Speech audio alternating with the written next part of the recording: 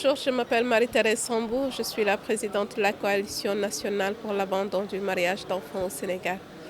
Et nous nous réjouissons aujourd'hui d'être à Rufisque pour la rencontre de plaidoyer avec les élus locaux, une rencontre qui vise réellement à renforcer l'engagement des élus locaux pour l'abandon du mariage d'enfants au Sénégal, mais aussi assurer la promotion du maintien des filles à l'école. Donc c'est ça aussi cette rencontre et nous nous réjouissons de la mobilisation des jeunes, des acteurs, des autorités déconcentrées et le maire qui s'est fait représenter par ses conseillers. Et nous sommes sûrs que voilà, qu'après cette rencontre, que les résultats seront aussi bien. Les autorités vont s'approprier des engagements, mais aussi au niveau national, ce sera le début d'un fort élan pour l'abandon des mariages d'enfants au Sénégal. Et nous tenons aussi à remercier FIPA Épouse qui a eu confiance à la CONAM pour mener des activités en faveur de la promotion des droits des filles.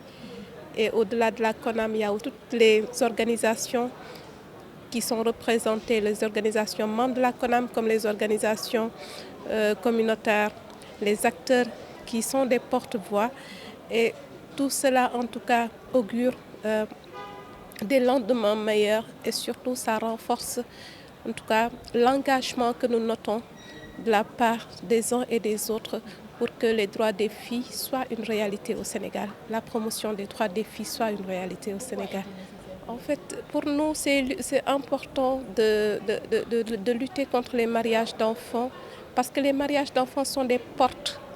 C'est une porte pour plusieurs violences. On l'a dit ce matin. En fait, ça ouvre, ça expose les filles aux violences sexuelles, aux violences physiques, à la déscolarisation, même au recul de l'équité et l'égalité de genre. Et tout cela, en réalité, influe aussi sur le développement du pays. Et c'est important que le pays puisse compter aussi bien sur les garçons que sur ses filles, que sur ses hommes, que ses femmes. Car c'est l'ensemble, la complémentarité qui produit réellement le développement. Et si on ne protège pas les filles contre les mariages d'enfants, il y aura toujours des inégalités de genre, des inégalités dans tous les domaines et on n'aura pas ce Sénégal émergent dont on rêve. Les objectifs, c'est vraiment de faire reculer le mariage d'enfants et aller même vers l'abandon. Et maintenant, en termes d'abandon, c'est de sensibiliser les communautés pour qu'ils priorise la scolarisation des enfants, surtout des filles. C'est de sensibiliser les communautés pour qu'ils octroient ou qu'ils accordent les mêmes droits aux filles et aux garçons pour que chaque enfant soit vraiment, on peut dire, que chaque enfant soit un cadeau, soit apprécié à sa même valeur, à sa juste valeur, qu'il n'y ait pas d'inégalité ou bien qu'on n'ait pas de différence dans l'investissement. Donnons à chaque enfant la chance de développer son potentiel, de réussir, parce que tout enfant compte, chaque enfant compte. Nos attentes, c'est surtout de voir les autorités intégrer les questions des droits de filles dans les plans et programmes.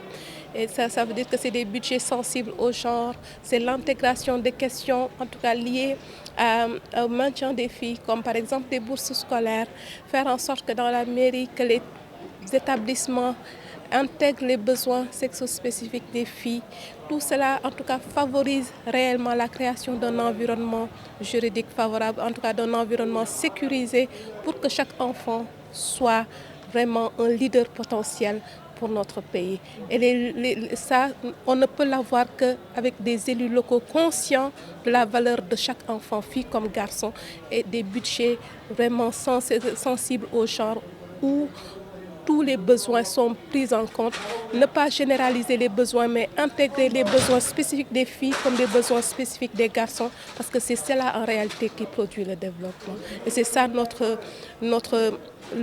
tout cas le but de cette rencontre, que quand les élus vont élaborer les budgets des programmes, qu'ils intègrent ces besoins et qu'ils sachent que filles comme garçons, chacun a ses droits spécifiques et c'est en les intégrant que l'on crée réellement une cohésion sociale, une complémentarité. Bonjour à tout le monde, moi je m'appelle Seth Fall, le président du bureau départemental de la promotion pour la lutte de l'abandon des mutilations génitales féminines de Rufisque. Bon, nous sommes là en atelier depuis le matin, en parfaite collaboration avec le CONAM, le réseau des jeunes national. C'est un atelier de plaidoyer pour la relève de l'âge légal de la fille de 16 à 14 ans et aussi lutter contre les mariages d'enfants de 16 à 18 ans et lutter contre les mariages d'enfants et aussi la rétention des filles à l'école. Oui, c'est ça. Bon, nous avons choisi les élus locaux parce que nous tous, nous croyons qu'ils sont nos voix à travers l'État et leur voix va au-delà de nos voix parce que ce sont eux qui nous représentent au niveau des municipalités, au niveau de l'Assemblée nationale et un peu partout autour de l'État. Et pour que notre combat tienne à bout et pour que nos combats réussissent, je crois que nous avons bien besoin d'eux pour qu'ils portent haut le flambeau au-delà de nos miens, quoi. Elhadji Sadio Kandao, conseiller municipal, président de la commission éducation, alphabétisation, promotion des langues nationales au niveau de la mairie de Rufisque. Donc je suis venu ici invité personnellement ensuite, représenter en même temps le maire qui n'est pas présent et qui m'a demandé de venir le représenter ici au niveau de cette journée très importante qui nous intéresse à plus d'un titre. Parce que nous sommes des éducateurs d'abord. Moi je suis le président de la commission éducation, donc l'éducation est une compétence transférée. Voyez-vous, l'action sociale est une compétence transférée, la santé est une compétence transférée. Alors les journées d'aujourd'hui intéressent tous ces trois compétences-là. Ces trois compétences-là. Alors donc, voilà, depuis ce matin, nous sommes là dans la salle et franchement, je me félicite de travailler avec ces jeunes-là. C'est des jeunes. Voyez-vous, quand vous entendez madame parler, moi quand je l'entends parler, développer, n'est-ce pas, présenter, n'est-ce pas, ce qui nous amène ici aujourd'hui, j'étais très satisfait. Oui, mais elle est compétente, elle est jeune et c'est une femme. Voilà pourquoi les femmes ont leur part de responsabilité dans ce pays-là.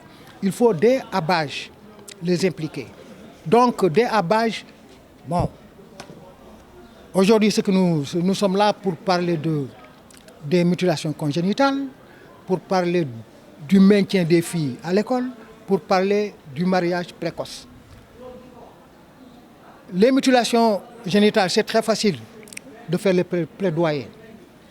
Le maintien des filles à l'école, ça c'est une autre histoire. C'est même presque dépassé. Hein? Les filles sont là, elles sont là à l'école. Et si vous allez dans les écoles, que ce soit dans les cours moyens, dans le primaire, si vous allez au secondaire, mais elles sont plus nombreuses que les garçons. D'ailleurs, si vous sortez dans la rue, vous ne voyez que les filles avec leur tenue. Donc, elles sont en tout cas en ville, elles sont dans les écoles. Maintenant, le plaidoyer doit se porter dans les autres villages. Parce que si vous allez à Kolda, par exemple, je vois qu'à Kolda, les filles sont mariées à 12 ans, 11 ans, très précocement. Alors donc, elles sont obligées de quitter l'école. Voilà donc, c'est un plaidoyer. Au sortir de l'atelier aujourd'hui, nous, élus locaux, ils nous demandent de nous impliquer. Mais nous ne sommes pas les seuls dans les salles. Il y a les acteurs communautaires et tout ça. Mais spécialement les élus locaux sont, n'est-ce pas, interpellés pour faire le plaidoyer. Parce que ce sont les élus locaux qui sont les représentants des populations au niveau du conseil municipal. Et au niveau du conseil municipal, des décisions se prennent et ce sont les conseillers qui votent ça. Donc, ce plaidoyer-là, nous allons porter ça. Ce sera extrêmement difficile. Il a parlé de loi fondamentale. Mais la loi fondamentale aussi, n'est-ce pas, est là. Mais dans la loi fondamentale, il y a ce qu'on appelle le code familial. Et le code familial a été voté par les autorités religieuses de ce pays-là, par les autorités, n'est-ce pas, politiques de ce pays-là, par les autorités coutumières de ce pays-là. Ils ont tous voté cette loi-là.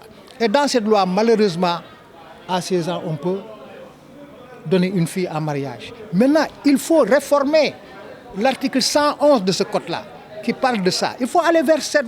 Mais tant que ce n'est pas réformé, c'est possible de marier une fille à 16 ans.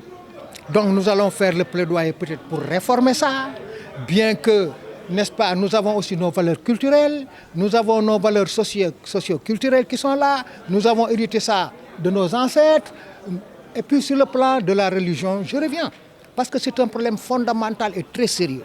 Sur le plan de la religion, les gens se basent sur un fait. Nous sommes des musulmans.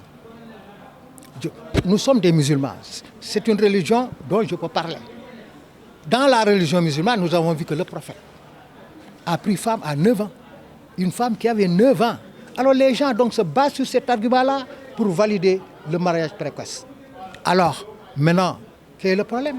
Il faut donc aller vers les autorités religieuses, les autorités coutumières, les autorités politiques pour réformer l'article 111. Sinon, il y aura toujours ce problème-là. Donc vraiment, man maa ngi leen di féliciter yéen ñi nga xam ne yéen ay xale ngeen xale yu jógee boo duggee ci salle bi ay jeunes rek ñoo fa nekk man presque man maa ci mag wala on est 3 là-bas ay mag mais ay xale rek ñoo fa nekk di xeex pour que jigéen ñu jox ko cëram sur le plan éducation sur le plan ay xarafal jigéen yooyu aussi on doit lutter contre ça sur le plan maintenant du mariage ñoom aussi loolu la ñu xeex parce que ay jigéen lañ dañu bëgg ñu yóbbul leen âge bi à 18 ans est-ce que tu vois c'est ça. Vous savez la CEDEAO par exemple si vous allez dans la CEDEAO et le Sénégal a voté ça les réformes là le Sénégal a voté ça le Sénégal a voté les n'est-ce pas travaux issus de la CEDEAO pour dire que c'est un pays qui s'accorde à appliquer, n'est-ce pas, les décisions de la CEDEAO qui dit que les filles, on doit les marier à 18 ans. Vous voyez la contradiction? Est-ce que vous voyez? Maintenant, comment faire maintenant? Voilà. Le Sénégal. Et puis, les lois de la CEDEAO sont au-dessus de la Constitution fondamentale. Est-ce que vous voyez? Donc, il faut appliquer les lois de la CEDEAO, les lois des institutions internationales.